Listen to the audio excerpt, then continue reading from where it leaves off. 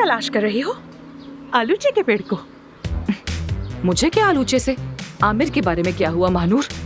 मैं मंजर देख रही हूँ यहाँ का।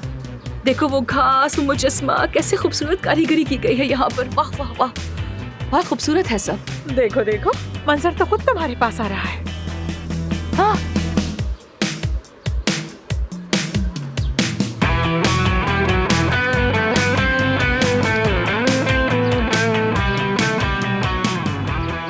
ये अच्छी मुजस्माकारी है। आमिर एफसून, कैसे हो? ठीक तो हो ना? बॉम्बास्टिक फील कर रहा हूँ, तुम बताओ कैसी हो? बम्बास्टिक फील कर रहे हो? कोई जालिम हो क्या? उस दिन तुम परेशान थे तो ठीक तो हो ना? हाँ, मुझे डिप्रेशन कभी नहीं होता। थोड़ा घुमा फिरा और मूड ठीक हो गया मेरा। खैर, बाकी टीम कहाँ है? वो अपने रूम्स में है और क्या। तो फिर मैं भी जाकर कपड़े बदल लेता हूँ। चलता हूँ। चाओ। जाओ। जाओ।